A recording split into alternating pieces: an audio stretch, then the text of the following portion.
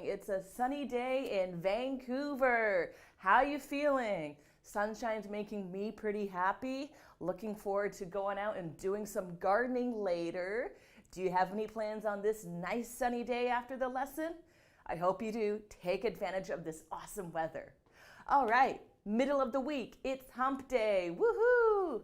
Because that means we're kind of over the hump, the middle, and then it just kind of going down, coasting towards the weekend. Good stuff. So what are we going to do today? Today, first off, we have a listening activity based on the very famous movie called The Wolf of Wall Street. This is a very good film. I recommend you watch it sometime. Great English practice, but quite advanced, mind you. We're just going to be listening to like a 2-minute clip. And yeah, so that will be our listening exercise. Second class, we are going to do vocabulary building and discussion around money, I believe.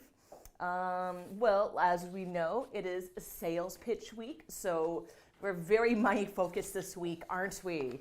So actually, sorry, discussion is on shopping. Not so much money, but close enough. So we're going to be learning about some vocabulary on shopping and buying things for the second class. Third class, we are going to do, this is going to be the vocabulary building part, opposites. So for example, hot versus cold, happy versus sad. So that will be our final class.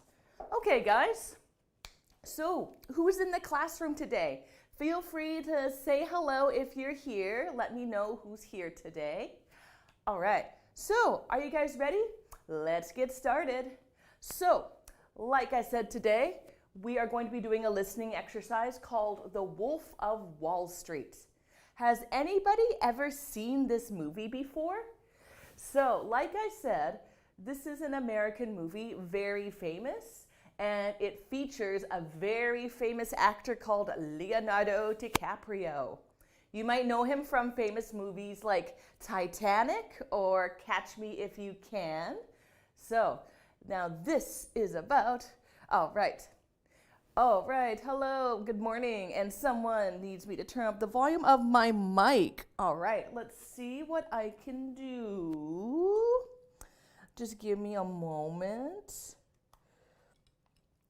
Usually someone else gets that all set up for me. All right, how is it now? Can you hear me? How am I sounding? Let me know if I'm still a little too quiet. If not, I'll try and get some help to get the mic all better. All right, so Wolf of Wall Street. So Leonardo DiCaprio becomes a stock market broker. So he is selling stocks, making lots of money, but he messes up his relationships in the process. Much better? Okay, thank you for your feedback. Glad to hear that. I might just have to kind of readjust every now and then. Okay, hopefully that's all right. Sweet, no problem. I want to make sure you all hear me. So I would like you guys to please pull this sheet out here. It should say The Wolf of Wall Street.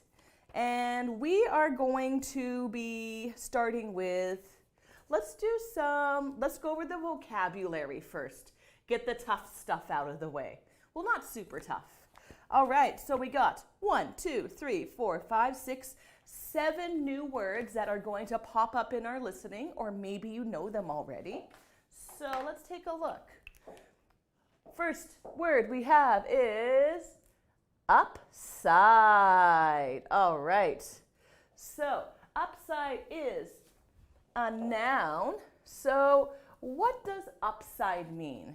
So this is a positive or favorable aspect of something. So let's say, for example, Vancouver, it's a really rainy city. It rains all the time, it seems. But on the upside, there's a lot of greenery. It's beautiful. There's so many trees, lots of green trees. So that's an example of upside. So I'll write down an example sentence. So yeah, Vancouver is very rainy. On the upside, so the positive thing is that it's very green. It's very green and beautiful. Many people say that, people who say that who live in Vancouver. It rains a lot, but at least we have a lot of nature, very lush green forests. All right, so that is upside. All right, we're gonna move on to the next vocabulary. If there are any words that you're a little bit confused by, just feel free to stop me and let me know if you want me to explain something a bit better or give another example sentence, and I'm happy to do so. Okay, so I'm gonna go ahead and erase this in the meantime though. My writing's very big today. It's gonna be a big writing day, I can tell. Okay, now, expression.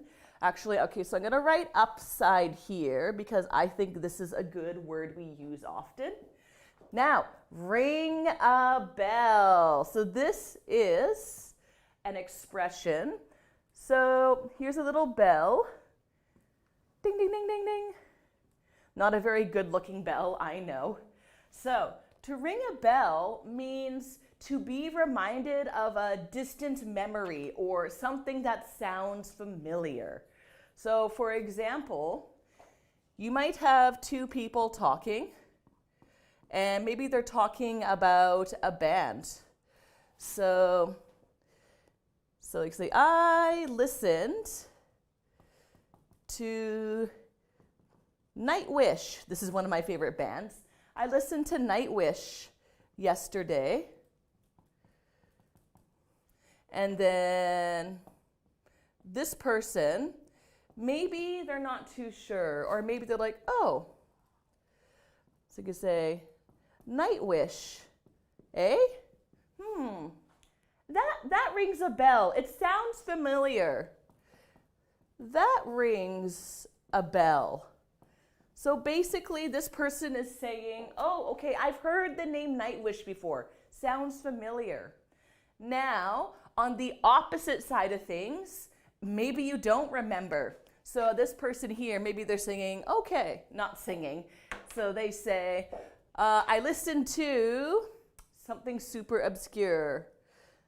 Okay, this is not very obscure. I listened to Bon Jovi yesterday. We're halfway there. Oh, living on a prayer. That Bon Jovi. Let's say this person doesn't really know though. So they might be like, oh, Bon Jovi doesn't ring a bell.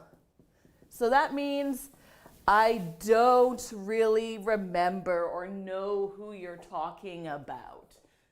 Doesn't ring a bell. Okay, so that is ring a bell. I'll put that here because I think that's also a very good expression. Now, let's move on to the next one, cutting edge. All right, bye-bye, Belle. Do you guys like to listen to Bon Jovi? Sometimes I do. All right, cutting edge. So this is an expression.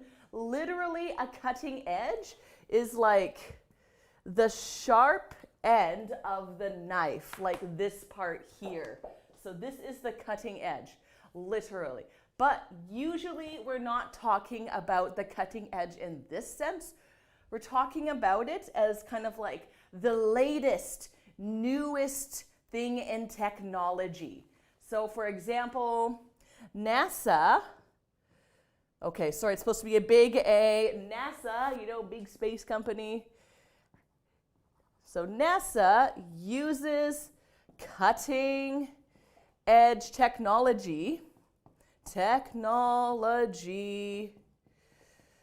for space exploration. Space exploration. So basically, if you want to go into space and do things up there, you know, explore, you probably should have cutting edge technology, the newest, fanciest technology to do that. All right. Can you guys think of any examples for cutting edge technology? If you can think of any examples, feel free to type them out below. If you can't though, no, don't worry, no pressure. For example, my phone, My phone, probably not cutting edge. My phone's a year and a half old. It's okay, but I wouldn't call it a cutting edge phone. It's not super new. Okay, next one, imminent. Imminent. Okay, so this is an adjective. Adjective. All right, so what does imminent mean? Imminent is used to describe something that's about to happen.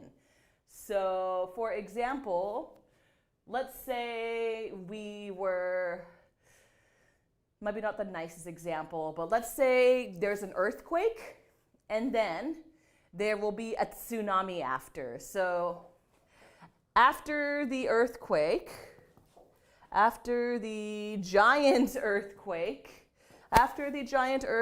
oh dear. You could say tsunami was imminent. Was imminent. So basically it means it's coming soon, it's about to happen. Can't really do anything about it. The imminent arrival of the tsunami scared everybody, so they ran. They evacuated the town. All right, I'm going to put that up here too because I think it's a fairly common word that we use in English. Okie dokie, how are we doing? Are we doing okay? I hope I'm not going through this too quickly, but I just want to make sure we get through everything today. What's next? Grand Slam. This is not an expression that I use very often. This is kind of referring to like the sports world in a sense. So the definition I do have here is a home run hit with each of the 3 bases occupied by a runner. So we're referring to baseball. So here's our baseball diamond. Very bad baseball diamond. First base, second base, third base. And this is home base. So you got your person, they hit the ball, woo, and they go to first base. They go to second base. They go to third base. And they run home. So this is a home run, or as described here, a grand slam. So they scored really big. Super successful. All right. So let me see. Let me think of a good example. So let's say our investment in, okay, what's something good? Let's say Tesla. In Tesla cars is going to be a grand slam. Is going to be a grand slam. Okay, so basically it's going to be successful. We're going to get rich. Woo! I mean, Tesla cars are huge now, so I suppose it's a wise investment. Those who invested earlier are probably doing pretty well now. Okay, we got 2 more words. All right, bye-bye grand slam. Okay, let's get rid of that. And patent, okay. This is a word I do not ever use because I'm not business-minded, but it is a word that is commonly used in the business world in English, so I will do my best to explain this. So it can be a noun or a verb, but in this listening, we're talking about the noun form. So a patent, it's basically a document, a piece of paper that gives a person or a company the sole right to exclude others from making, selling, or using an invention. So let's say, for example, let's say Disney makes something called the Mickey Mouse phone. This sounds really silly, I know. But let's say they call it the MMP, the Mickey Mouse phone. So basically, Disney has the sole rights to sell these phones. So this means only Disney can sell this. Nobody else can make a Mickey Mouse phone. Nobody else can sell a Mickey Mouse phone. So this product is patented. Okay, that's the verb form, sorry. So this is a patent. Hopefully I was able to describe that okay. But basically, it's a document saying, only you can make this, nobody else can make it or sell it. Very important if you want to protect something that you've made and you don't want other people to steal it. I think Disney's pretty good at this actually. They have a patent on many of their products and many of their shows and movies. They own almost everything now actually. It's pretty insane. Okay, so we're gonna get rid of that. Last word, almost there. Okay, mere. Okay, so this is an adjective. So mere means the smallest or slightest amount of something. So one example is, this is how it's used the most often, by the way. So the mere thought of me, the mere thought of me, working as a salesperson. I would hate to work as a salesperson. Working in sales makes me feel sick. Okay, so I don't like selling things. I'm not good at convincing people to do or buy things. So the mere thought, the slightest thought of me working in this business makes me feel sick. Blech. Not for me. So this is when we use mere most often, I think, the mere thought. Now, I'll write that down because it is a good word to use. Okay. All right, that's it. Vocabulary done. Woohoo! So with that out of the way, I think I'd like to move on to pre-listening discussion questions. So before we listen, let's talk a little bit about the subject. So like I said, Wolf of Wall Street, it is a movie about a man, Leonardo DiCaprio, or I think his name is Jordan in the movie, and his job is to try to sell things to people. And eventually he finds a way to get really rich doing it. So we're going to be doing a few questions about salespeople and selling things. Okay, you guys ready? And I'd like you guys to respond if you can. Okay, so here we go.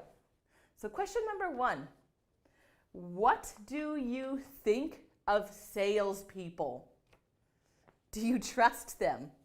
What do you think of salespeople? How do you feel talking to salespeople?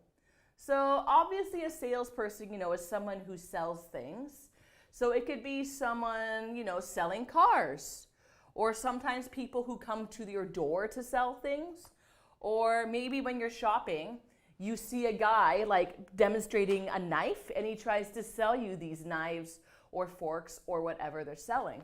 They're really common at Costco and at malls. You will see salespeople there all the time trying to sell household products. So what do you think of salespeople? Do you like them? Do you hate them? Do you admire them? Do you think they're cool?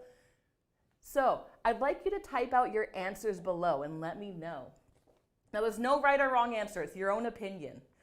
For me, for salespeople, I would not want to be a salesperson, but I do admire how convincing they are. They know how to make people want something. They're kind of like, hey, your knives at home, they're rubbish, aren't they? You want a good knife. You want a knife that can cut really well. So I admire how they can really, put on a show in a sense and convince you that you really need something. So I admire that.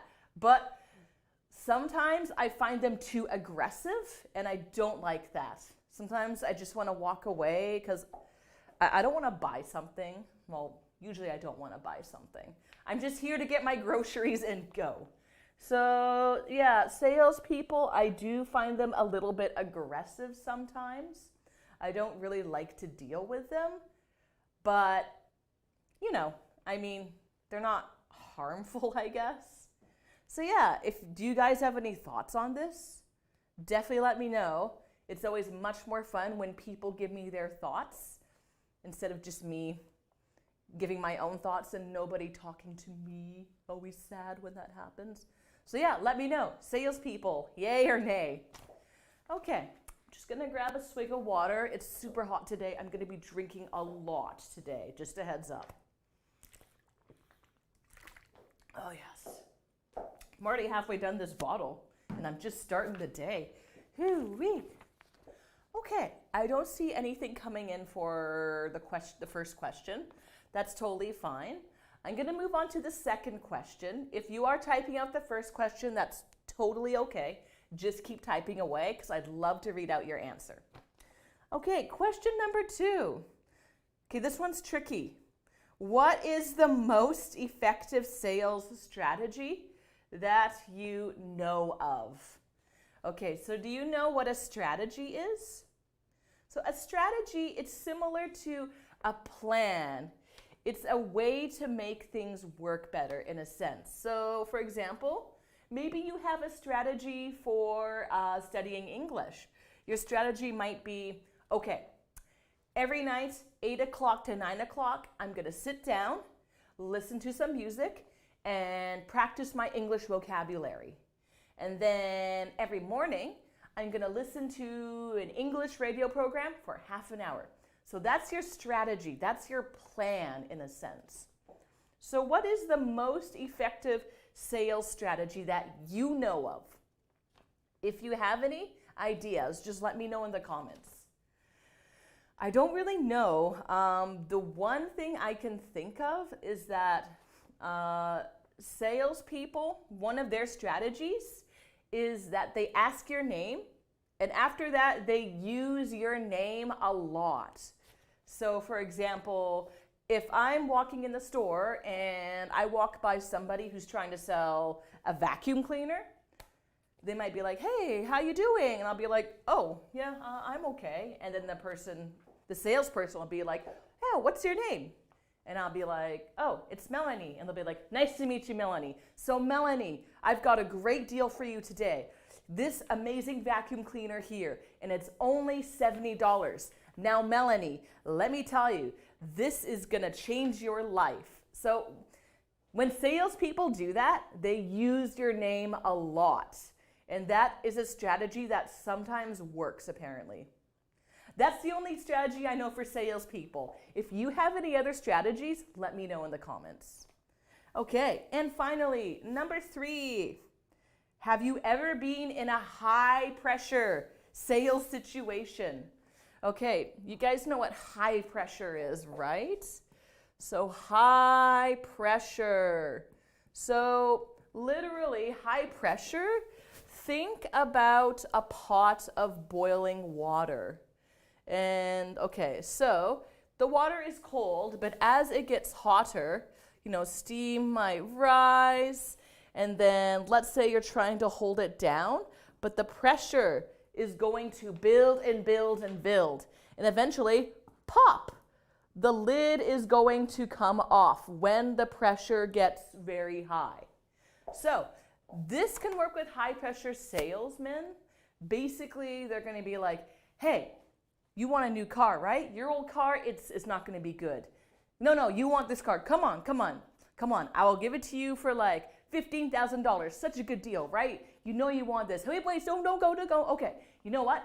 I'm going to do you a good deal. Lower it to like $19,000. How's that, huh?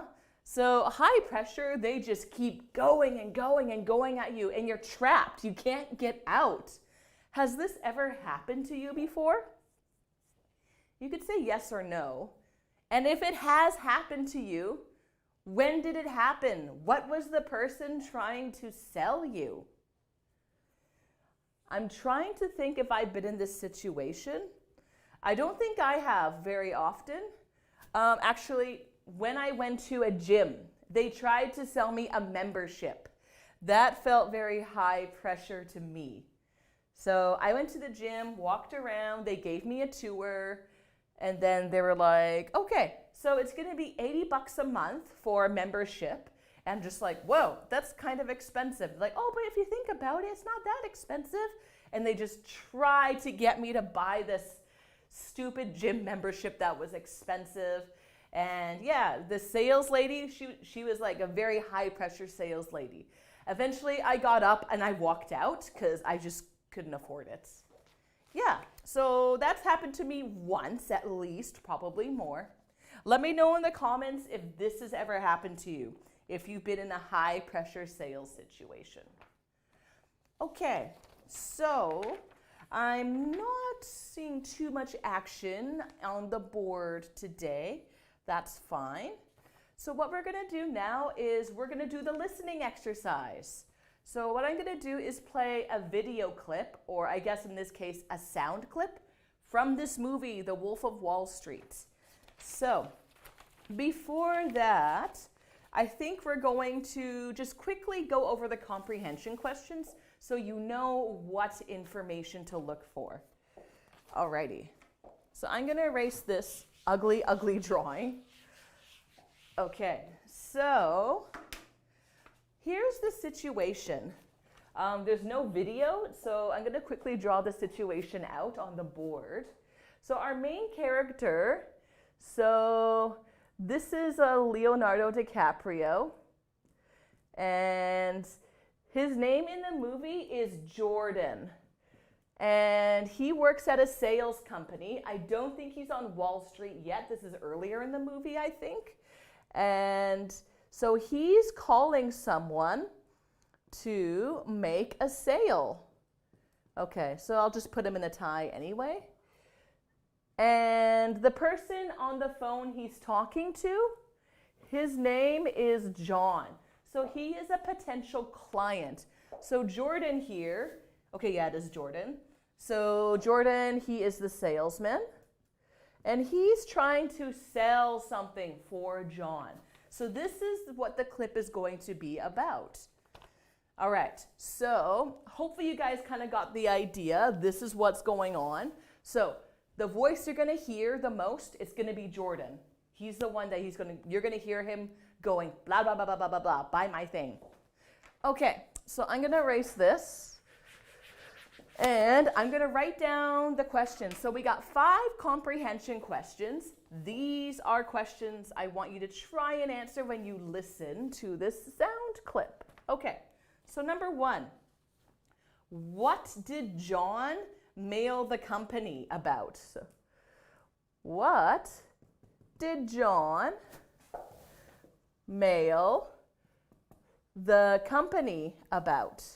So the company's called Investicenter. So this is the name of the company that Jordan, the guy talking, works for. Oh, and these are going to be in order, by the way. So this is going to come up first in the listening. So, and then number 2 is going to come up right after. So all of these questions are in order. So hopefully that makes it easier to answer them. All right. And so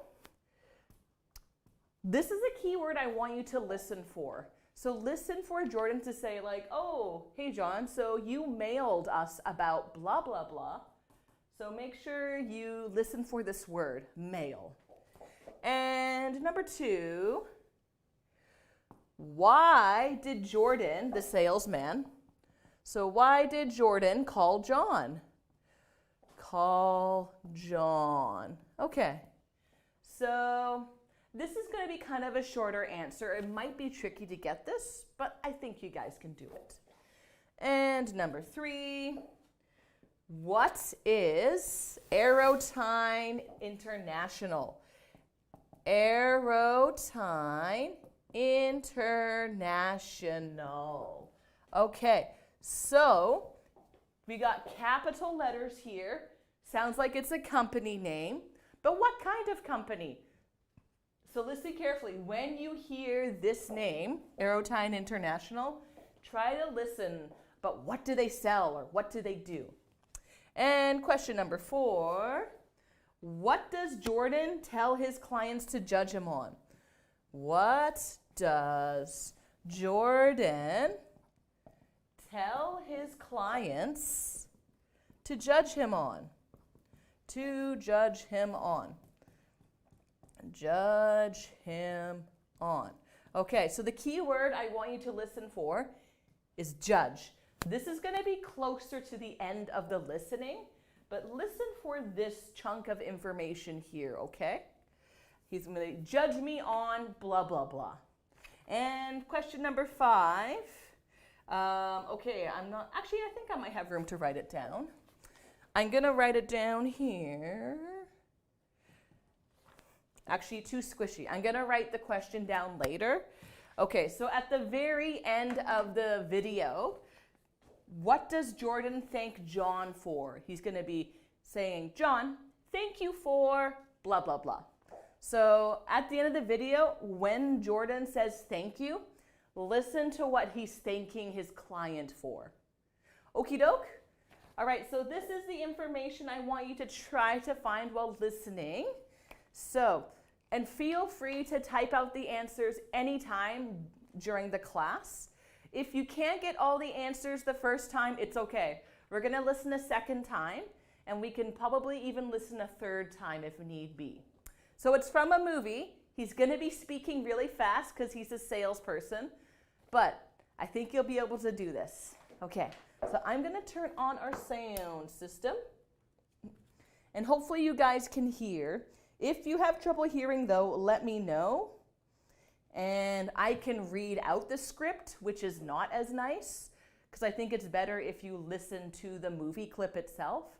But if need be, I will read out the script if the movie clip is too quiet. Okay, so here we go, guys. We're going to listen to the movie clip in 3, 2, oops, just kidding, I can't find it. Okay, it looks like I closed up the movie clip. Let me just get it open again. Okay, I believe this is it. Sorry, guys. Come here.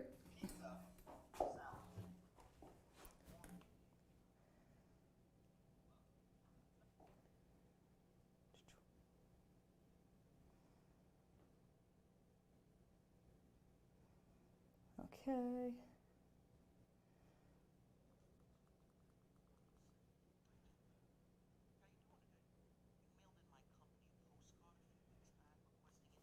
Okay, I found it, guys. I'm so sorry. And I hope it happens. Hello, John. Okay, so here we go, starting now, for reals, I promise. How you doing today? You mailed in my company a postcard a few weeks back requesting information on penny stocks that had huge upside potential with very little downside risk. Does that ring a bell? Okay, great. Well, reason for the call today, John, is something just came across my desk, John. It is perhaps the best thing I've seen in the last 6 months. If you have 60 seconds, I'd like to share the idea with you. You got a minute? Name of the company, Aerotime International. It is a cutting-edge, high-tech firm out of the Midwest, awaiting imminent patent approval on the next generation of radar detectors that have both huge military and civilian applications. Now, right now, John, the stock trades over the counter at 10 cents a share. And by the way, John, our analysts indicate it could go a heck of a lot higher than that. Your profit on a mere $6,000 investment will be upwards of $60,000. Can you guys hear? Exactly, you could pay off your mortgage. John, one thing I can promise you, even in this market, is that I never ask my clients to judge me on my winners. I ask them to judge me on my losers because I have so few. And in the case of Aerotime, based on every technical factor out there, John, we are looking at a grand slam home run. 4,000, that'd be 40,000 shares, John. Let me lock in that trade right now and get back to you with my secretary with an exact confirmation. Sound good, John? Great. Hey, John, thank you for your vote of confidence. Welcome to the investment. All right, so it looks like it's difficult to hear, unfortunately. And because the speakers are over here, it's kind of tricky to get the volume up. So I think what I will do this time, unfortunately, I think I will read it out in my own voice. I'm so sorry that we can't get the movie clip loud enough. So yeah, we'll get that figured out next time. So here's what we'll do. I'm going to read it out, so you should be able to hear it. Okay, you guys ready? So remember, see if you can try and answer this information. So here we go in 3, 2, 1. Hello, John. How are you doing today? You mailed my company a postcard a few weeks back requesting information on penny stocks that had huge upside potential with very little downside risk. Does that ring a bell? Great. The reason for the call today, John, is something just came across my desk. John, it is perhaps the best thing that I've seen in the last 6 months. If you have 60 seconds, I'd like to share the idea with you. You got a minute? Okay, great. The name of the company, Aerotime International. It's a cutting-edge, high-tech firm out of the Midwest, awaiting imminent patent approval on a next generation of radar detectors that have both huge military and civilian applications. Now, right now, John, the stock trades over the counter at 10 cents a share. And by the way, John, our analysts indicate that it could go a heck of a lot higher than that. Your profit on a mere $6,000 investment will be upwards of $60,000. Exactly. You could pay off your mortgage.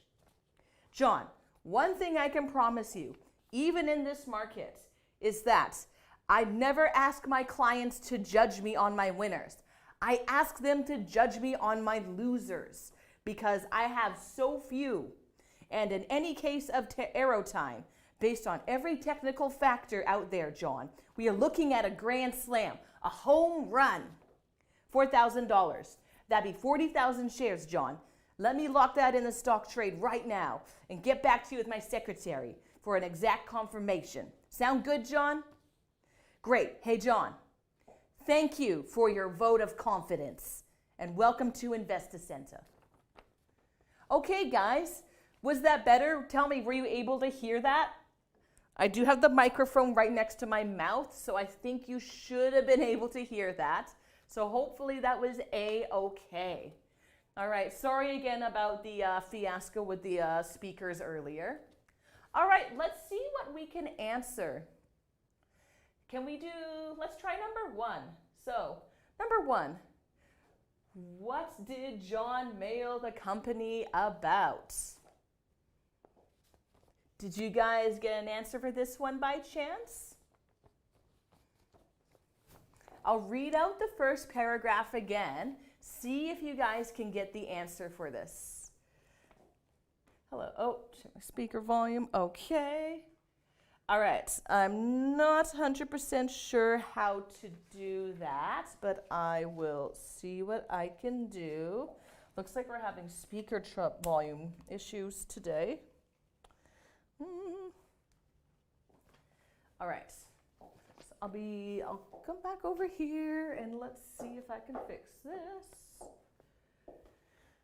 Ooh, speaker volume.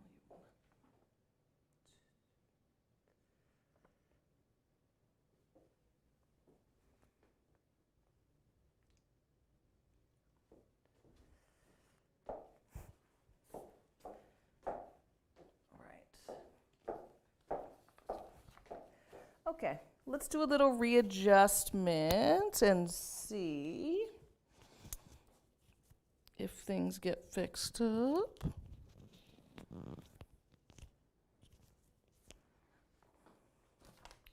Okay, check. How's this? Is this better? How is the volume now? Can you hear me okay? Just let me know. If you can't hear me, just let me know and I'll keep readjusting it and see. Okay, so back to number 1. So what did John mail the company about? So what did the client mail the company about? So here's the first paragraph again. Hello, John. How are you doing today? You mailed my company a postcard a few weeks back requesting information on penny stocks that had huge upside potential with very little downside risk. Does that ring a bell?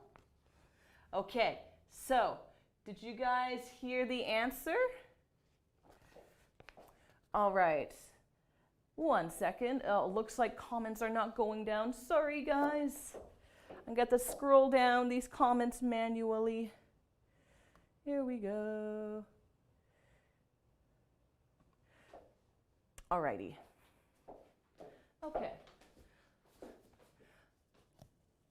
All right, so I'm going to be disappearing on and off the screen a little bit if I have to scroll the comments down. So I apologize if I'm popping on and off constantly. Okay, so I'm going to leave question number 1 open for now for you guys to type out your responses. And let's do question number 2. Why did Jordan call John? Okay. The mic is good. Okay, excellent. Okay, I'm glad to hear that the mic is okay. We won't do the recording anymore just because that doesn't seem to be working too well. So we'll stick with the mic. Thank you for confirming, Alejandro. Okay. Oh, Alejandro, did you get question number 1 by chance? Were you able to get an answer for that? If not, don't worry. Okay. So let's go for number 2 if number 1 is, we're going to keep it open for now. So why did Jordan call John? Why? So why did the salesman call John? So I'm going to read out paragraph number 2 and see if you can get the answer for this one. All right, so does it ring a bell? Great. The reason for the call today, John, is something just came across my desk, John. It's perhaps the best thing I've seen in the last 6 months. If you have 60 seconds, I'd like to share the idea with you. You got a minute? All right, so why did Jordan call John? What do you think? Any answers? Any thoughts about this? So while you're typing or thinking, let me just grab some water. And let me just grab some tea. All right.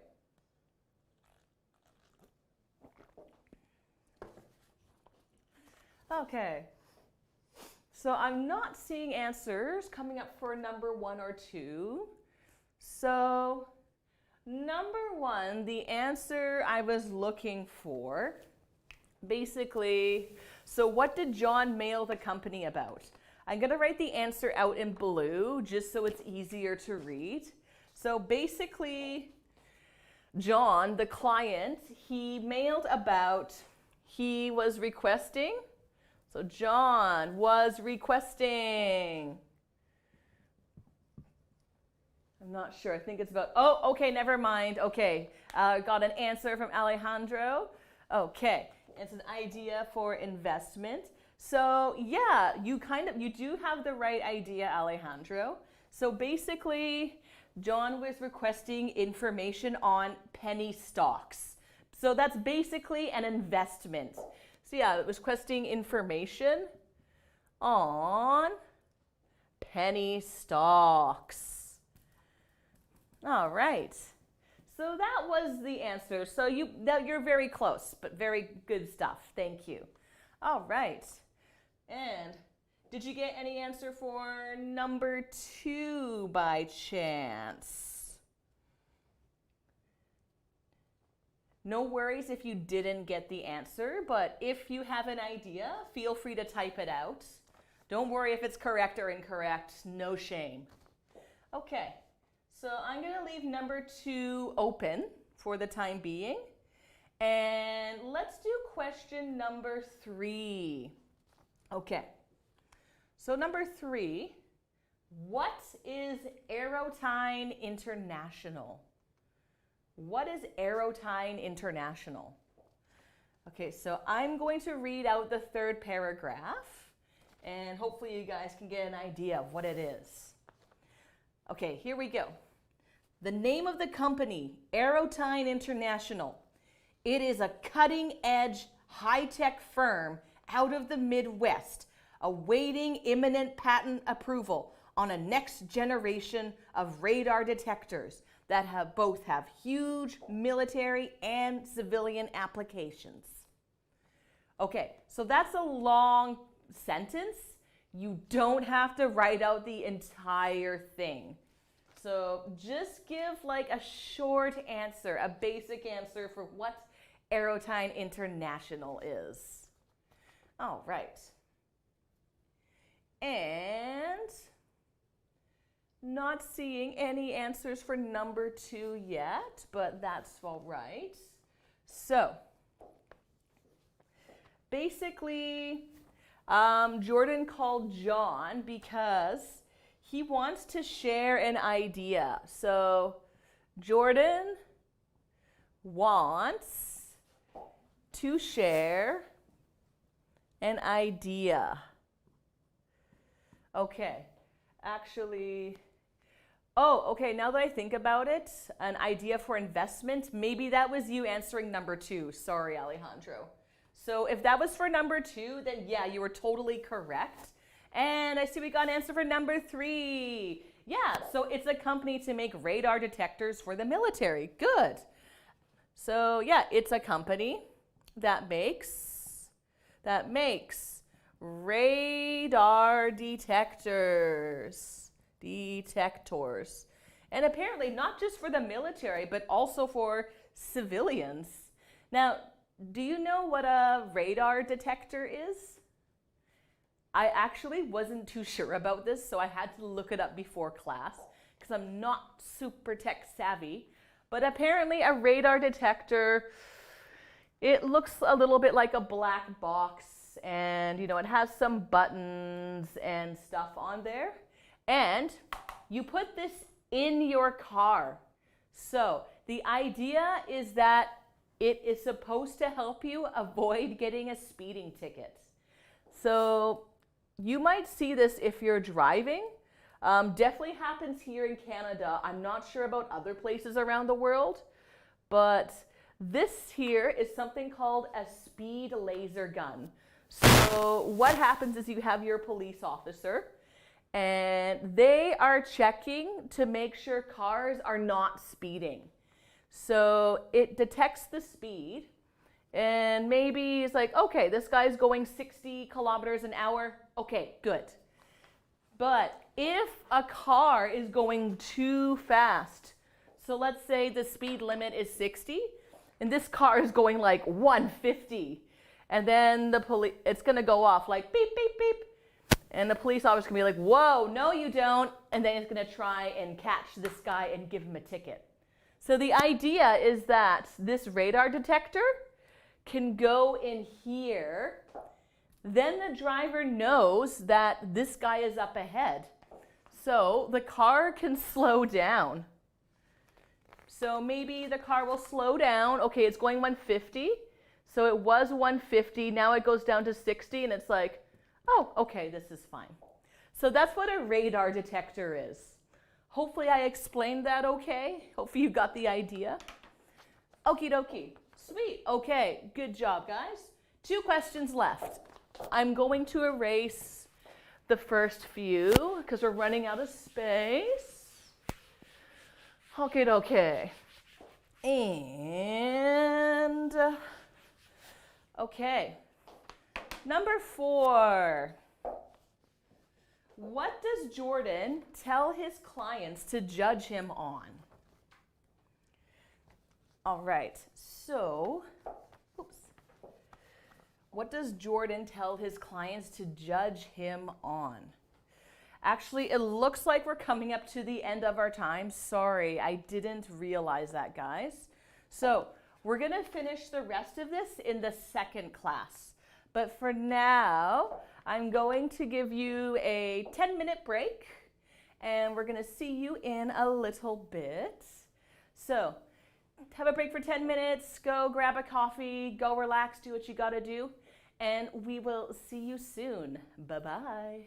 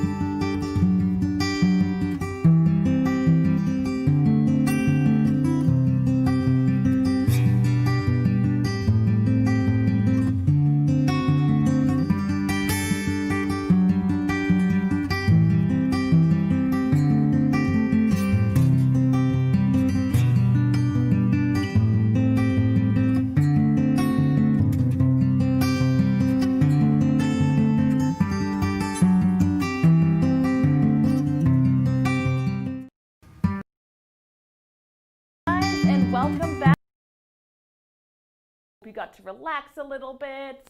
Okay, so let's get back to it. Let's finish our comprehension quickly and then move on. Okay, so number 4, what does Jordan tell his clients to judge him on? So I'm going to read out the last part of this reading, see if you can get the answer from it. Okay, so here we go.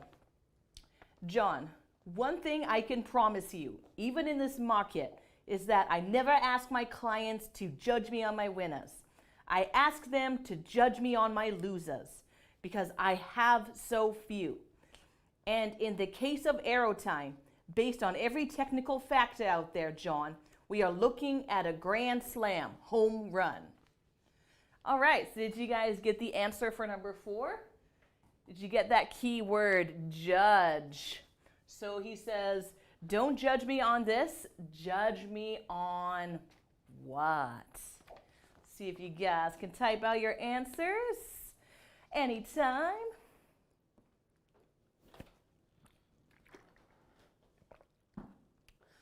Okay. So I'll give you a couple seconds to do that.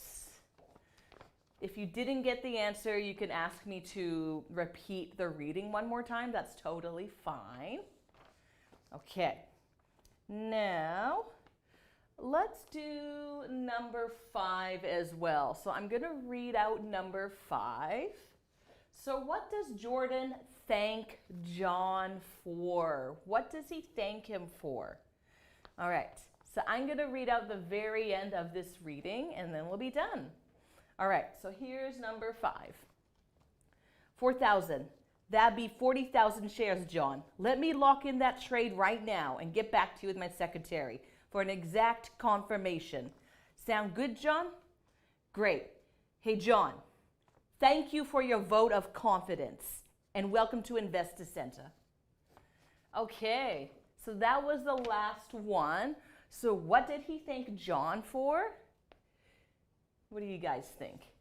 So I'm going to give you a couple hints. So yeah, I'll give you a few hints. So he thanked John for blank.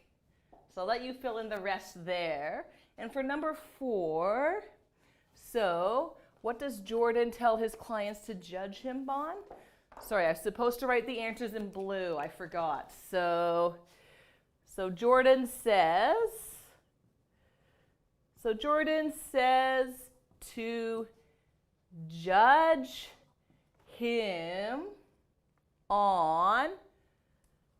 So he says 2 words here. Did you guys catch? What did he say? Everything's looking very quiet on the front out there. Oh dear. How about number 5? If you don't have the answer for number 4, that's totally fine. Did you get an answer for number 5? All right, so I'm going to read out. I'll read out the whole paragraph, like this whole last chunk here, one last time. See if you guys can get it. John, one thing I can promise you, even in this market, is that I never ask my clients to judge me on my winners. I ask them to judge me on my losers because I have so few. And in any case of Arrow Time, based on every technical factor out there, John, we are looking at a grand slam, a home run. So 4,000, that'd be 40,000 shares, John. Let me lock in that trade right now and get back to you with my secretary for an exact confirmation. Sound good, John? Great. Hey, John, thank you for your vote of confidence and welcome to the Investor Center. All right, so that's my last. That's the final time I'm reading that out. Now it's totally up to you guys. You got this. I have confidence in you. I hear there's a few of you out there watching this right now, so I'd like you to, try and comment along, maybe. Give it a try. Don't worry if you don't get it right. It's totally fine. There's no shame in making mistakes. Okay, so I'll give you a couple seconds. Last chance to fill it in. Okay. Any thoughts out there? Okay.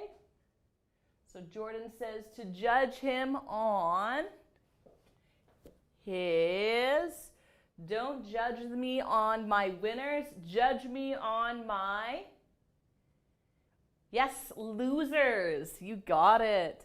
Judge me on my losers. So what he means by this means people who lost money in their investments. So don't judge me by people who won on their investments. Judge me by the people who lost money, who lost on their investments. Because he says he has almost no losers. So he said basically he's very good at this. Okay. And number 5, did anyone get this one? So he thanks John for his something of something. Anyone get this one? All right. Not seeing any responses. That's okay. So he said, thank you for your vote of confidence. That was the answer I was looking for. Vote of confidence. So what is a vote of confidence? A vote of confidence means when you give someone a vote of confidence, you basically trust them. So the guy he's calling, John, trusts him.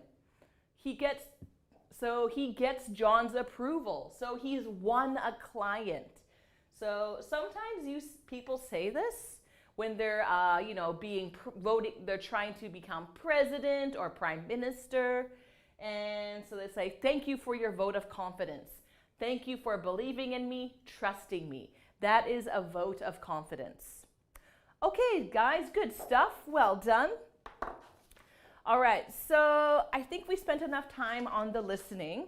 So I think we're gonna skip the discussion part because we got a lot of discussion coming up later.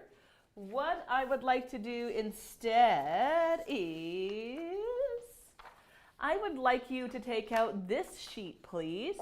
So we're going to be doing some vocabulary building. I don't know if we're going to get through the whole thing or not. Let's start with the part that says student A. So let's do the top half for now. So please pull this out. And we're going to say goodbye to the Wolf of Wall Street.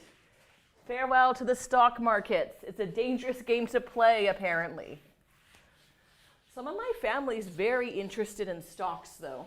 Have you guys ever played with the stock markets? Have you ever tried? I've never tried. I'm not very good at that stuff. I'm not good at money. Okay. So that's all gone. All right. So what is the title of this called? Shopping Conversation Questions. Shopping Conversation Questions. Okay. So there are a lot of words here. Actually, it's not that many words. So I'll write out a few. Okay.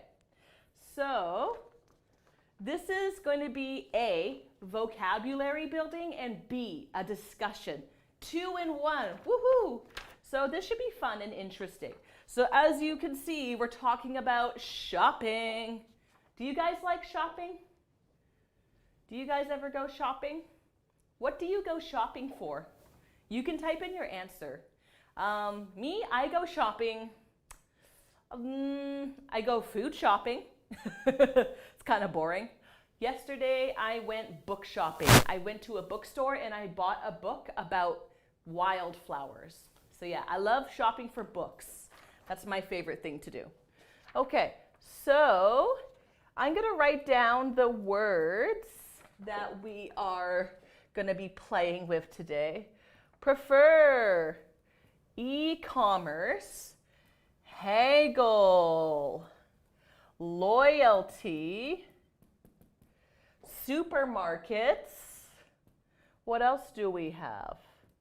We have Bought, so this is past tense of buy.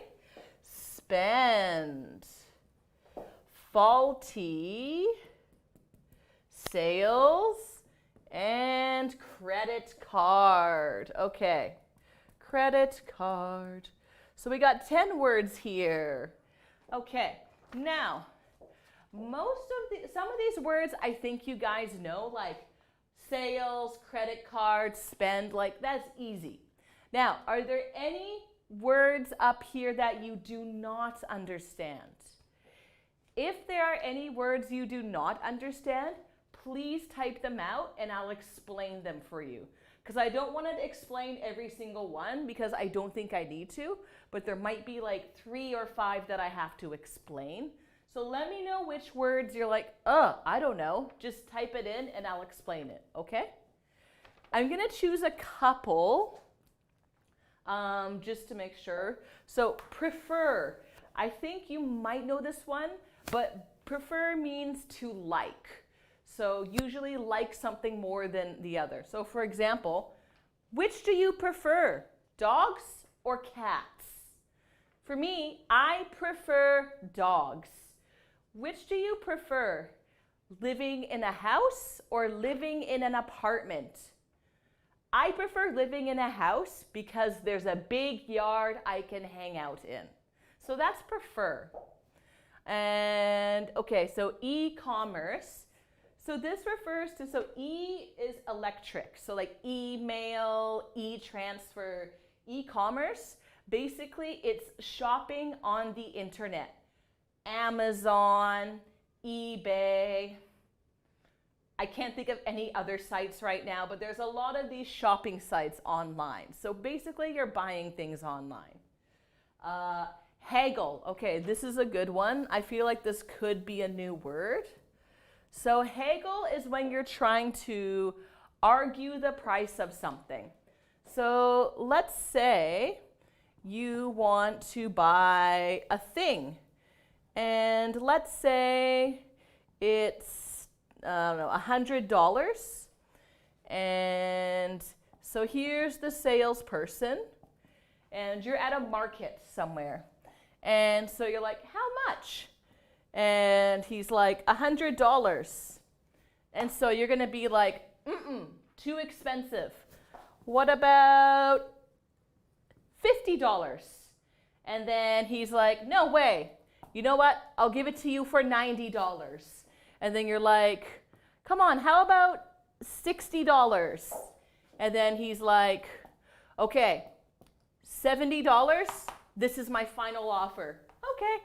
And then you buy it. This is haggling. So when you haggle, you argue the price. And the goal is for you to get a lower price, while the goal for the salesperson is to get a higher price. Usually when you haggle, the original price goes down. So that's haggle. What else? Supermarkets, that's pretty simple. Simple. Okay, faulty. That's going to be the last word I go over. So faulty is an adjective. It means it doesn't work. It's broken. So for example, let's pretend this was a phone. So I bought the phone for $60. And so I look at my phone. However, the phone, it's faulty. It doesn't work. The screen won't turn on, or maybe the button's broken. So this is a faulty phone. It doesn't work. Something is wrong with it. Usually if that happens, you can return it to the store and get your money back, or you can get a new one or get it fixed. So that's what faulty means. Okay, so that's all the explaining I'm going to do for my vocabulary. If you want me to explain anything else, just let me know. Okie doke? All right, let's begin. So let's get rid of this haggling situation.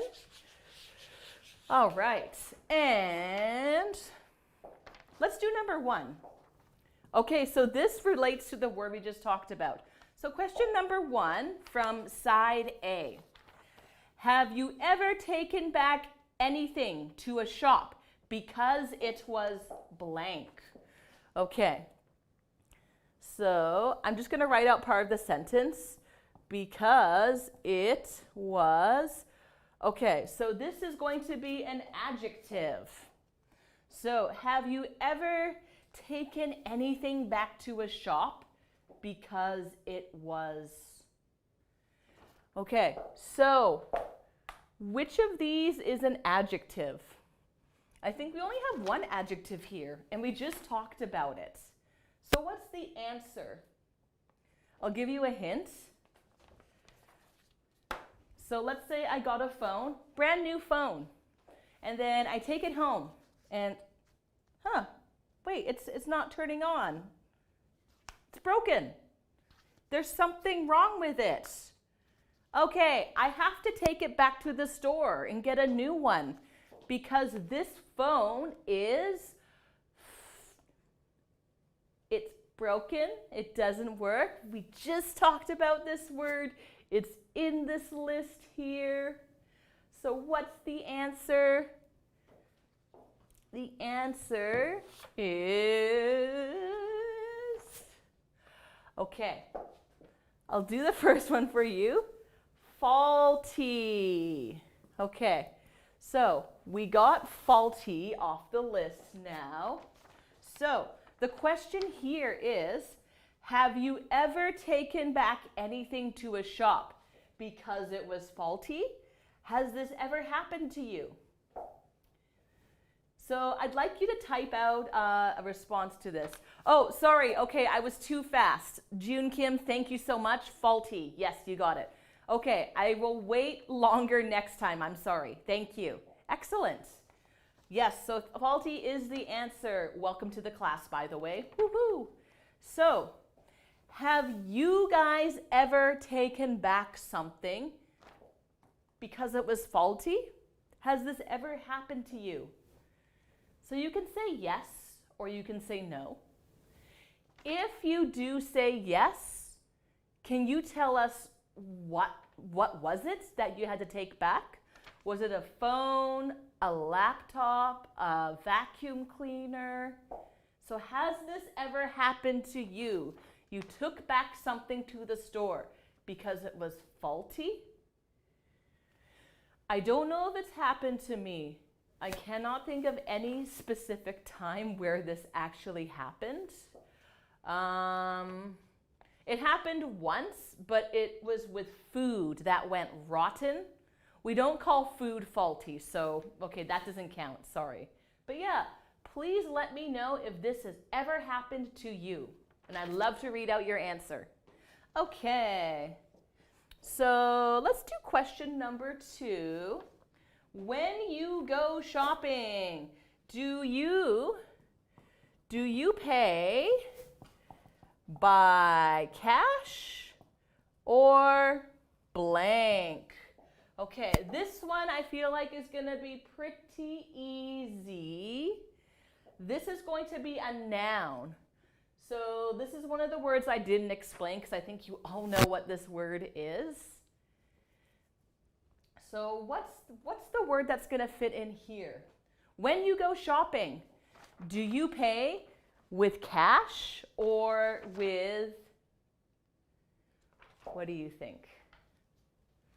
So it's going to be a noun. I could label these. Let's see, prefer, this is a verb. Supermarkets is a noun. Sales is a noun. Credit card is a noun. Bought is a verb. Spend is a verb. Loyalty is a noun. Haggle is a verb. And e-commerce is a noun. And we have an answer, credit card. Thank you. Sweet. Do you pay by cash or credit card? Okay. So what about you guys? Do you pay by cash or credit card when you go shopping? Let me know. I want to know. Do you pay by cash or credit card? Me? Actually, I usually pay by debit card. Sometimes I pay by credit card. It's rare for me to pay in cash these days. Usually I pay by card. Maybe not always a credit card, but definitely a debit card. Let me know how you guys pay for your shopping. Okay. Let's see. Let's do number 3. All right. What is your favorite blank website and why? Okay. So let's see. Oh, we got rid of credit cards, so let's cross that off the list. Okay. So what is your favorite blank website? So that's going to be a noun. Which do you think it is? So here we got website. So that's online. That should be a big hint about which noun you're going to use. What is your favorite blank website? For example, eBay, Amazon. What else? I can't think of any other websites. I don't shop online that often, believe it or not.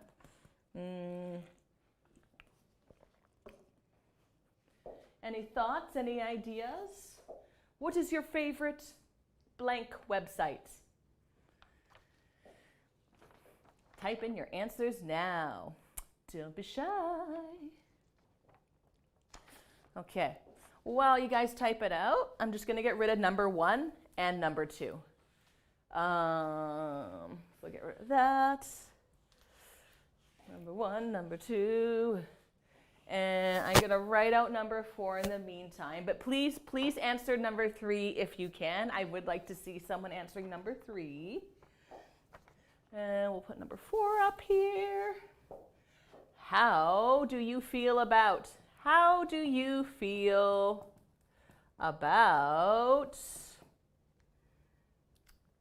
something people following?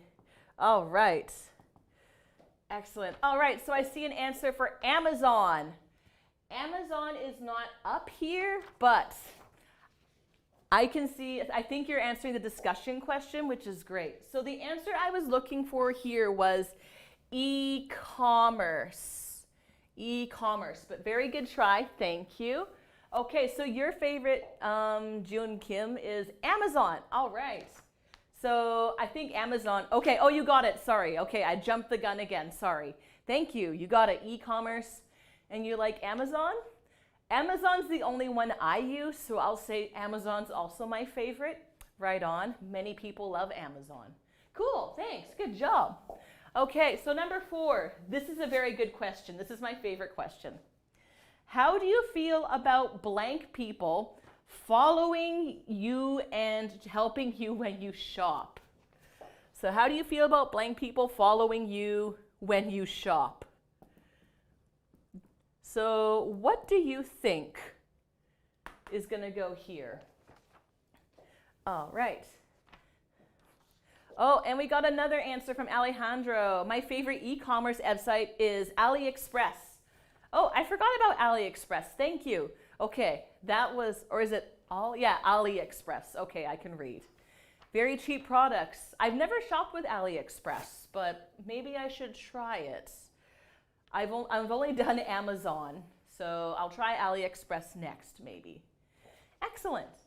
Okay, so what goes in the blank here? So, okay, so I know I called it a noun, so it's kind of like an adjective noun that's gonna go here. It's a type of person. And you can even combine the word with people.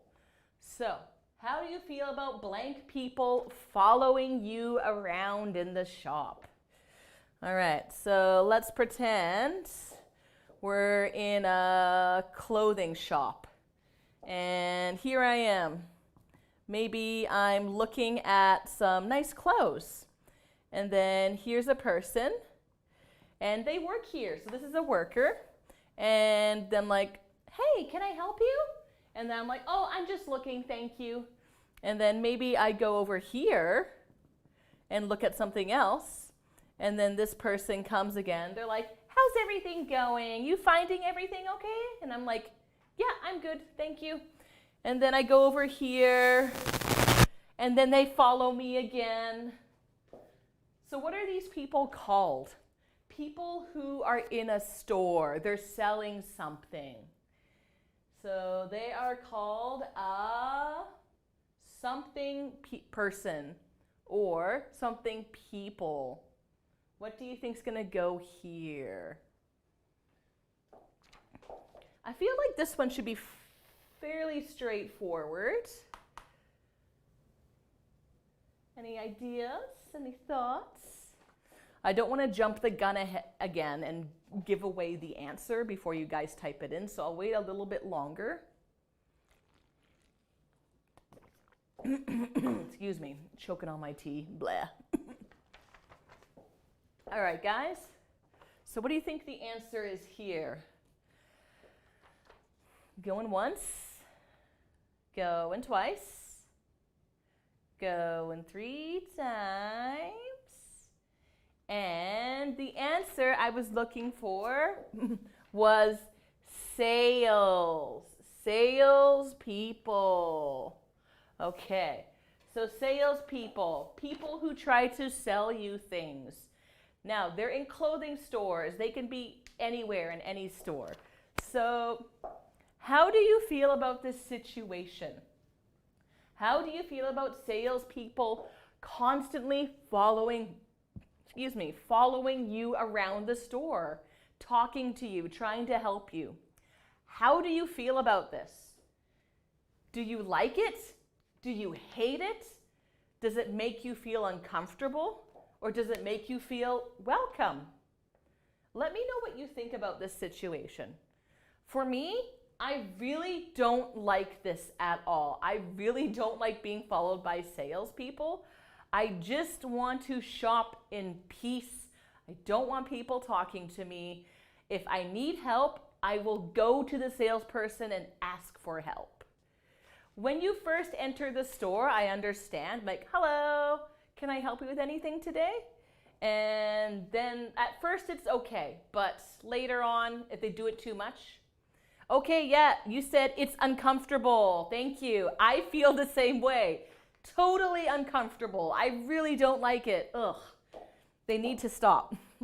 Like if they do it at the beginning, like I said, fine, but if they do it all the time, it's very uncomfortable. Okay. Oh, no, I need to erase the board. Okay, so let's get rid of number 3 and number 4. Okay, and let's do number 5.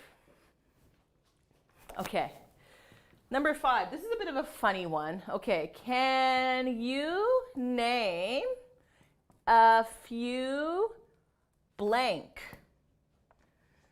Which one do you like best? Which one do you like best? And why? Okay, so we're going to have a noun here. Oh, let me get rid of, where was it?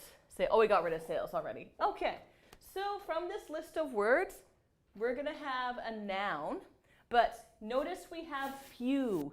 So we're looking for a plural noun in here. So look for a plural noun.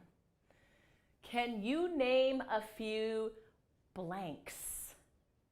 What do you think this question is asking us? What is this question asking us? So once again, noun, plural count noun. See if you can find it in here. While I grab some more water and get hydrated. Oh yes, sweet, sweet water. Can you name a few blank? I'll give you a hint. It's a place where you buy your food. Usually you buy your food there. You can buy other things too, but mainly food. So where is a place you can buy food? What do you think? We got prefer, that's a verb. haggle, verb. We got loyalty. We got supermarkets, bought, spend. So we got two nouns that we have a choice between. What do you think? All right, I'm gonna prepare number 6 in the meantime. Number 6. But please type out the blank for number 5. Please and thank you. Okay, number 6. Do you blank? Oops, no, I got the wrong question down.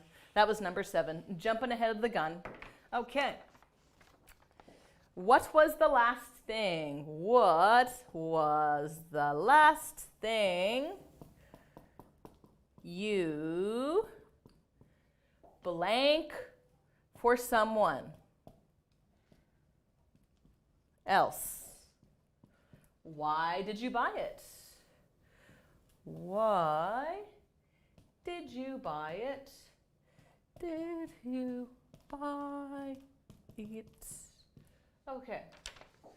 All right. I just want to check something quickly. Is this going down? Yes, okay. Okay. All good. All good in the neighborhood. Okay. So here we're going to have a verb. What was the last thing you blank for someone? So think of a verb that's going to go here. Now, number 5. Okay, I got an answer. We got supermarkets. Nice. Thank you. Good stuff. Supermarkets. Good stuff. Okay, so now that we put the blank in number 5, let's think about a few supermarkets. Can you name a few supermarkets? What are a few supermarket names? And tell me your favorite one. What is your favorite supermarket to go food shopping at? And why? All right. So I'm going to let you guys think of a few names before I start naming out supermarkets. I got a few in mind. They're all in Vancouver, mind you. Are you guys all in Vancouver right now, or are you elsewhere? If you're in Vancouver, you're probably going to name the same supermarkets that I'm thinking of. Okay. But if you can't think of any, that's totally fine. No pressure. Don't worry. Okay. So I can think of a few supermarkets. For example, I can think of Save On Foods, Safeway, IGA. So that's a few that are very common in Vancouver. Now, which one do I like the best? My favorite supermarket actually is probably H Mart. Either that or Hanam. These are both Korean supermarkets. I really like these supermarkets because they have a really good variety of food that I love. So for example, I love kimchi, pickled radishes. I like to get udon noodles, or I like to get hot pot things. So if I want to cook some Japanese or Korean food, this is a great place for me to go. I do love cooking food from Japanese and Korea. Sorry, I can't speak right now. I do love cooking Japanese and Korean food. Ha ha ha. Oh, all right. We have an answer. Independent. Oh, you like the independent grocer. Nice. Any reason why you like it? Do you have any reasons? If you don't have any reasons, June Kim, that's totally fine. You don't have to type it in. But if you have a reason, I'd love to hear it. So yeah, like I said, this stuff has like great international groceries. My favorite. I love to go shopping there. But I don't go shopping there very often because it's not convenient for me. Okay, let's move on to number 6. So what was the last thing you blank for someone else? Why did you buy it? Oh, it's close. Okay, so it's close to you. Nice. Okay, that's a good reason. Thank you. All right. So, what is the blank that we are going to fill in here? What is the last thing you... So once again, we are going to want to put a verb in it. Let's take a look. Oh yeah, so supermarkets is done. So we got prefer, we have haggle, we have bought, and we have spend. Those are our 4 verbs, so you have a choice of 4. What was the last thing you blank for someone else? What do you think the answer is going to be? What was the last thing you prefer for someone else? The last thing you haggle for something else? The last thing you bought for someone else? The last thing you spend for someone else? Okay, so I will get rid of number 5. And I'll let you guys fill in the blank for number 6. And let's see, number 7. So I'm going to write down number 7 as well, but please answer number 6. Do you blank going shopping alone or with other people? Alone or with other people? Okay. So this, we are also going to have another verb. Do you blank going shopping? Okay. So see if you can put another verb in here. And number 6, looking very lonely over here. All right, so the answer I was hoping for was, what was the last thing you bought?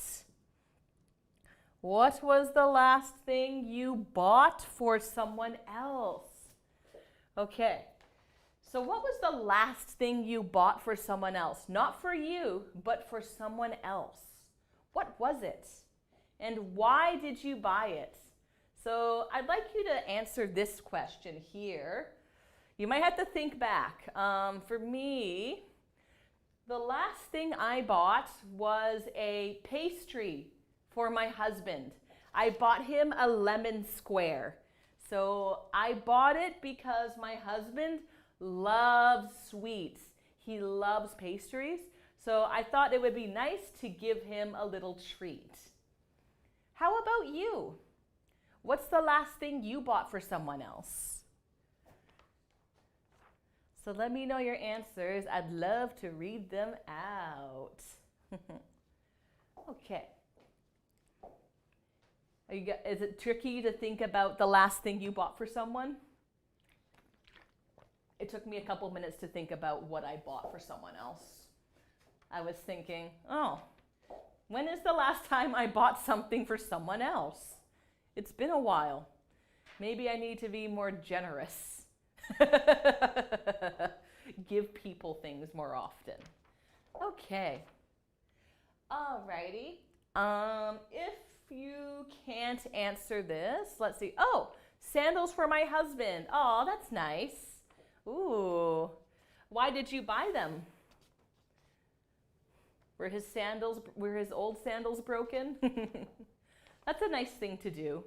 I've never bought any clothes for my husband before, now that I think about it. I bought him t-shirts, but that's about it. Nice. Oh, cool. Right on. Okay. Yeah, thank you for your answer. Sweet. Okay, so if you guys can, let's do number 7. Can you fill in the blank? Do you blank going shopping alone or with other people? Okay, so we got 2 verbs now. Do you prefer going shopping? Do you haggle going shopping? Do you spend going shopping? Sorry, 3 verbs. So you got 3 choices. What do you think the verb is going to be here? Prefer, haggle, or spend? What do you guys think? Okay, and let's get rid of number 6. Okay. Oh, itchy eyes. Okay. Let's see. Oh, 10 minutes left. Almost there. We're in the home stretch now. Okay. Let's do number 8 as well. But please answer number 7 if you can. How much money? How much money do you usually? Oh, and we have an answer. Excuse me. Oh, that was a gross burp. Sorry, my bad. Do you prefer? Thank you very much. Sweet. Yeah. All right, so let's discuss this question then. Do you prefer going shopping alone or with other people? Which do you prefer? Going alone or going with other people shopping? Yeah, let me know what you prefer. Usually I prefer to go shopping alone, I think, because I like to take my time. Sometimes I just want to get my shopping done quickly. Sometimes I want to take my time. I don't want to feel pressured to rush. So I prefer to shop alone, usually. That's just me. What about you? Which do you prefer? You can let me know in the comments. And if you prefer to shop with someone, who do you like to shop with? All right, so I'm going to finish writing out number 8. How much money do you usually blank on food every week? On food every week. Alrighty. All right, so I prefer going alone. Okay, just like me. Yeah.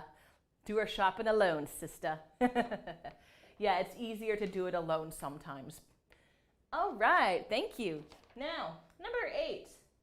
How much money do you usually blank on food every week?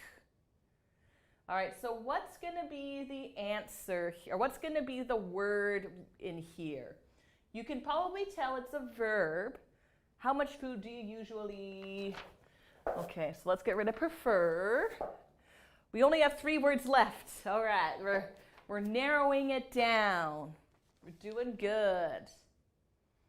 What do you think's going to go here, guys? What is the answer? How much money do you usually blank? Let's get rid of number 7. And let's get rid of those words. And I'll clean up the board a bit. Okay, there. Now it's easier to read. Okay. And I'll put spend over here. Verb, and get rid of that. Okay. Now it should be easier to read.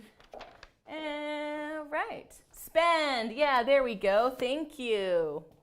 How much money do you usually spend on shopping every week? Okay. You don't have to answer this if you don't feel comfortable. But if you want to say how much you spend on food every week, great. You can let me know. If you don't want to let me know, that's totally fine. How much do I spend? A lot. I feel like I spend $100 or more on food every week. So once a week at least, I love to go out to eat at a restaurant. Sometimes we'll do takeout. So I feel like my husband and I, we spend quite a bit of money on food. And we go food shopping. I do like cooking. Sometimes I'd like to try new recipes. So getting the ingredients can get a little expensive. So I feel like I spend approximately $100. If I eat out a lot during the week, it can easily go up to $200. Oof. I need to fix that. It's too much money for me. Most weeks I don't eat out too often. I try to keep it around here. That's just for me personally. If you have a big family, obviously you're probably going to spend more. Or if you're just living alone, maybe not so much. It depends. Okay, so number 9. Almost done, guys. Wowee. Do you ever blank over price? Do you like it? Do you like it? All right. Okay, so here we only have 2 words left. We have haggle and loyalty. So one is a verb and one is an adjective. Okay. Oh, we got to answer. I spend $80 to $90. Good job. You're a better saver than me. I could learn from you. Do you have a lot of people in your family, or is it just you and your husband? For me, it's just me and my husband at home. But maybe I'm spending too much on food every week for just me and my husband. Okay, so, all right. Haggle, sweet, thank you. The answer is indeed haggle. Good, yeah. So, do you ever haggle over prices? Is this something you ever do? And if you do you like it? So in Vancouver, this is not common. Most places you can't do this. I don't know of many places where you can haggle the price. When I travel to places like Cambodia and Indonesia, you can haggle a bit. Oh, just me and my husband. Okay, you're a much better saver and food spender than I am, June Kim. Well done. Okay, so you don't haggle. Yeah, usually I don't haggle in Vancouver. When I tried haggling in Southeast Asia, I didn't really like it. Not my scene. Not a fan of it. Some people like it apparently, but I don't like it. You don't haggle often. Maybe you don't like it either. Yeah, it's kind of a funny thing. Okay, so the last one. This is going to be pretty easy. We only have one left. Do you belong to any blank programs? Okay. So this is pretty straightforward. Do you belong to any loyalty programs? So this is the last one. So do you know what loyalty is? So loyalty, if you are loyal, it means that you're always there for someone. For example, dogs are very loyal. They always are there for their owners. They never run away. Dogs have a lot of loyalty. So a loyalty program, sorry, I'm blocking the board. A loyalty program is where you show loyalty to a store by going again and again. So often you might have something called a loyalty card. And you know, it's one of those cards where it's like, buy 10 bubble teas and get 1 free. So maybe you go buy 10 bubble teas, and then once you fill out this card, you get a free bubble tea. Oh boy. Okay. So that's a loyalty program. Typically, you collect points or stamps. So supermarkets can have a point system, and then you can exchange your points for food items or buy things. So do you belong to, sorry, this is the question here. Do you belong to any loyalty programs? So, and do you think collecting points or stamps is worthwhile? So for me, I probably belong to a few loyalty programs. Like, for example, I think I have at least 1 or 2 bubble tea cards. So once I get 10 bubble teas, I'm going to get my last one free. Woohoo! So I think I have a lot of these stamp cards. They're worthwhile if you go to the place a lot. I think I've only gotten 1 or 2 free things because I don't visit the same place too often. All right, so we are at the end of our second lesson. Woohoo! We're gonna take another 10-minute break and we're gonna be back at 12 p.m. So have a nice break and see you soon. Bye-bye.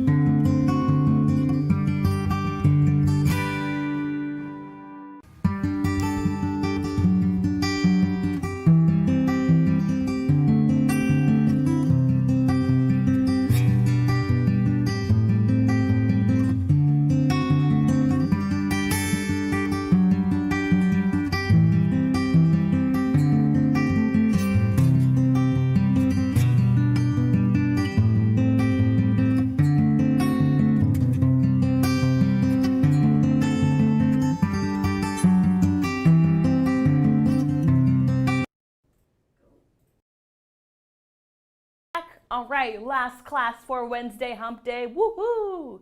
Okay, so we just finished off with our shopping discussion and vocabulary building exercise. All right, and I see Jun Kim, you just answered that you don't belong to any loyalty programs. Okay, thank you so much for your response. Awesome. So we're going to move on from that, and we are going to go to our elective, and we are doing opposites. So this is kind of almost more of a vocabulary building exercise as well. So what are opposites? So for example, you have hot is the opposite of cold. So we have this sheet here, and I would like you to pull out this sheet. It says opposites. Now there's two sides, adjectives and verbs. So we'll try to we'll try to get through both sides today, but we might run out of time. So I would like to leave the decision up to you guys. Which would you prefer? Do you want to do opposites for adjectives, or do you want to do opposites for verbs? Do you guys have a preference with which one we start with first? Let me know if you prefer one or the other, and we can start with it. Like I said, hopefully we can get through both, but we might not be able to. All right. I think they're both about the same in level of difficulty. Yeah, both are pretty good. All right. Not seeing a response yet, but that's all right. Okay, so I know there's a little bit of a delay here. That's all right. So let's do, let's do verbs. Okay, let's do verbs first.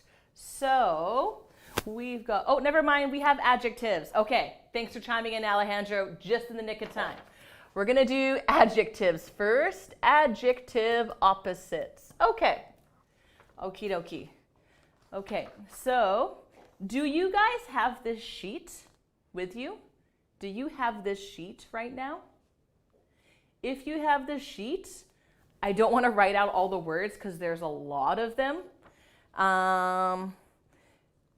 So actually, yeah, maybe I won't write out all the words. What I'd actually like to do is, here's what we'll do. I want you guys to take a look at these words up here on your sheet, which you hopefully have. And I would like you to tell me if there are any words you do not understand. Please type out the words that you don't understand, and I will explain them for you so that we can fill out this activity sheet.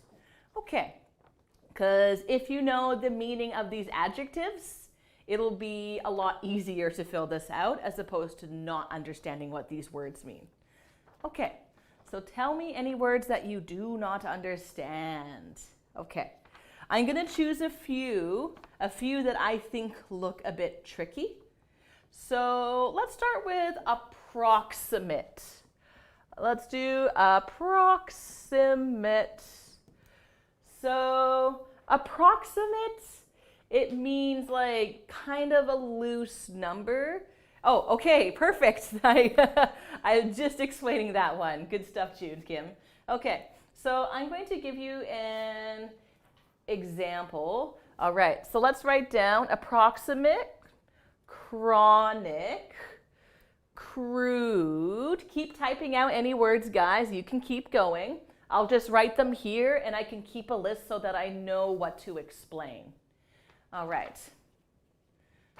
So let's do approximate first. And I'll put reluctant, approximate. So it's basically a rough estimate. So, and we got innocent. I'm not that innocent. Scarce. All right, we got a lot. That's okay. Okay, so I could ask, for example, what's the approximate time you'll arrive at work today? So let's pretend that you're running late and you're like, hey, I'm sorry, I'm gonna be late. Sorry. And then your boss is like, that's okay. What's the approximate time you're going to arrive? And then maybe you say, oh, maybe around 9:30. Around 9:30. So basically, that means you're not going to arrive right at 9:30, but maybe you're going to arrive at around 9:25, or maybe you're going to arrive at around 9:40. So you're kind of guessing. It's very approximate. You're not going to arrive at work exactly at 9:30, but close to 9:30, around 9:30. So that's what approximate means. So it's the opposite of exact, exactly. Is that okay? If you need any more examples, just let me know. But that is what approximate is. Okay, so let's get rid of that. And next we are going to do, oh yeah, and if I'm moving too quickly, let me know. Or if you want me to stop so you could take pictures or take notes, again, that's totally fine. Just let me know. Chronic. Okay. Chronic. So chronic, have you heard the term chronology? This refers to an amount of time. So chronic can mean serious or long-lasting. And usually this refers to illnesses and sicknesses. So for example, you could say, she has a chronic disease. So if she has a chronic disease, that means she won't get better anytime soon. She won't get better anytime soon. Better anytime soon. Okay, so chronic, basically serious or long-lasting. So usually, and like I said, refers to sicknesses and illnesses. So that is what chronic means. So if someone has a chronic cold, it means they have a cold for a very long time, like maybe many months. My younger sister, for example, when she was in university, she had a chronic cold. She was sick for 6 months. It was pretty crazy. Okay, so that is chronic. Hopefully that was an all right explanation. All right, so I'm gonna erase this from the board. So if you need to take pictures, go ahead, take your pictures. It's going in 3, 2, 1, bye-bye. All right, I hope you don't mind me moving a bit quickly. I just wanna make sure we have enough time to get through the worksheet. Crude is our next one. Crude, okay. So crude, basically it means like very basic and simple, but not necessarily in a good way. So for example, when I moved to the woods, let's just pretend I said goodbye society, I don't want to live in the city anymore. So when I moved to the woods, I built with an L, I built a crude house out of sticks.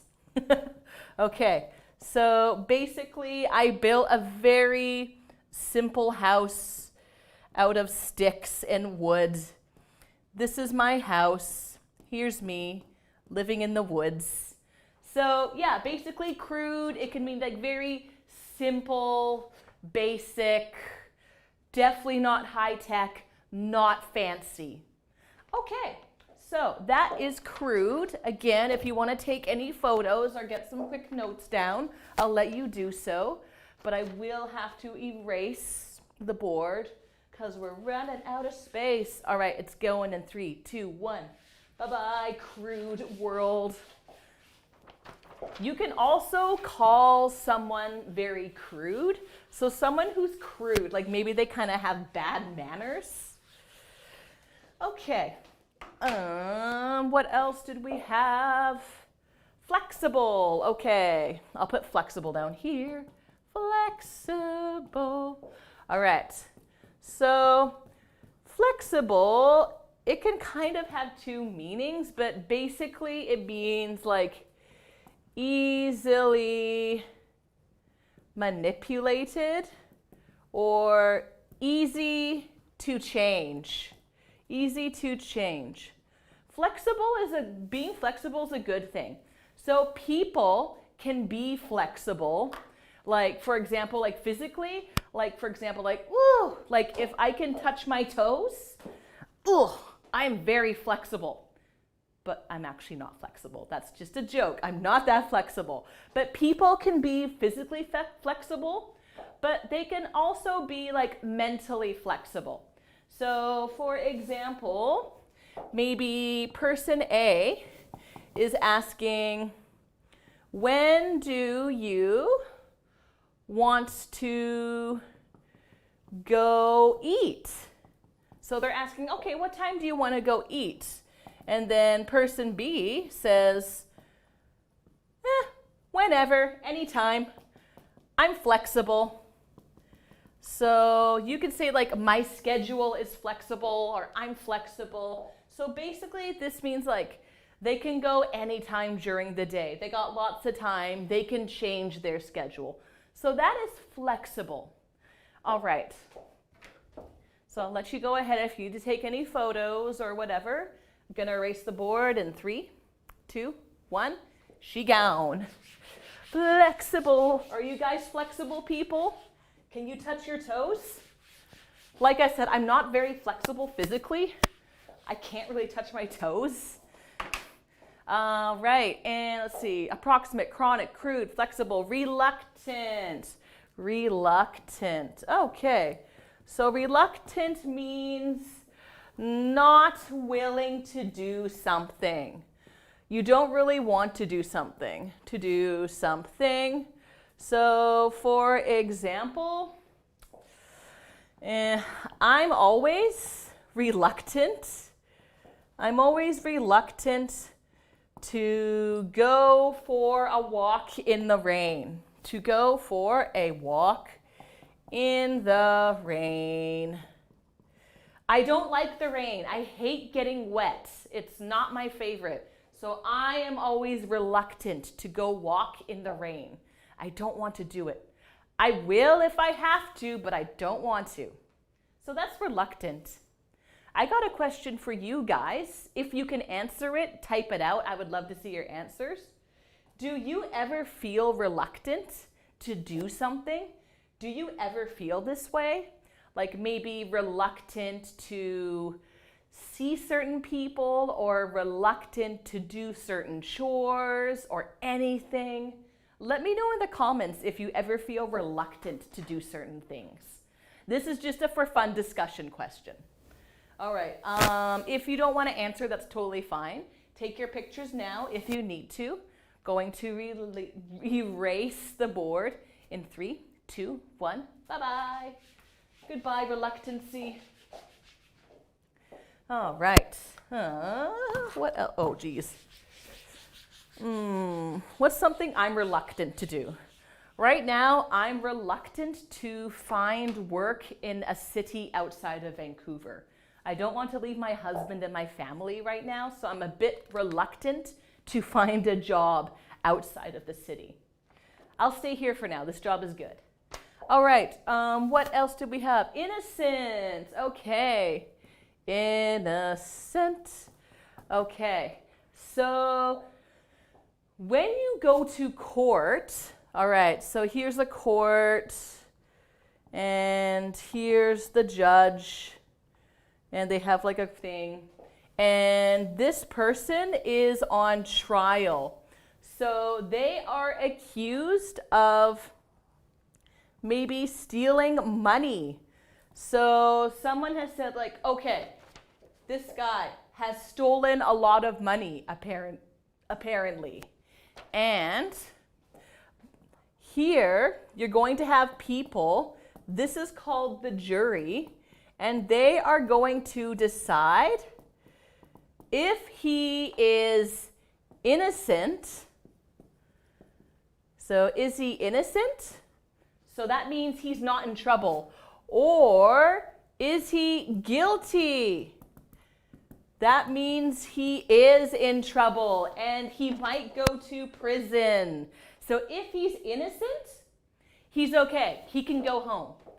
If he is guilty, then he might have to go to jail for a long time. Yeah. So that is innocent. Oh, and we got an answer from Alejandro about reluctancy. I'm reluctant to go out to public spaces without a face mask. Yeah, all right, that's good. That's probably a good way to feel. I feel reluctant to ride public transit without my face mask too. So yeah, wear that face mask. It's a good thing. Thank you for wearing the face mask. Okay, so that is innocence. So basically not guilty, like not doing something wrong. I hope I explained that okay. Now I'm going to erase this in 3, 2, 1, and it's gone. Okay, 2 more words, almost done. Scarce. Okay, hold on, I just want to check something. Okay, scarce. Okay, so scarce, another way to say this is rare or not many of something. Not many of something. Okay, so for example, in the desert, water is very scarce. Water is very scarce. There's almost no water in the desert. It's very hard to find water in the desert. It is scarce. So that's what scarce means. All right. Oh, I have another good discussion question for you. During COVID-19, especially back in March and April, was there anything that was scarce in the supermarkets? What was scarce? What was hard to find in the stores? Can you think of anything that was scarce to find? That was scarce? Hard to find? Let me know in the comments. Okay, and I'm gonna go over the last one now. Oh no, I already did flexible. Woohoo! Scarce, innocent, reluctant, flexible, crude, chronic. Sweet, yay, I think we're done. Okay, so now that we've finished going over these unknown words, we can do the fill in the blank part now. Sweet. Okay, so I'll let you take your picture of scarce if you need to. I'm going to erase the board in 3, 2, 1. All right, so for that question I asked you, was anything scarce at the supermarket? Yesterday I talked about this in my lesson, but toilet paper was extremely scarce at the supermarket a couple months ago. It was very hard to find toilet paper at the supermarkets. Yeah, so that was super scarce. Okay, so let's fill in the, so let's do number 1. All right, so number 1, this one, the answers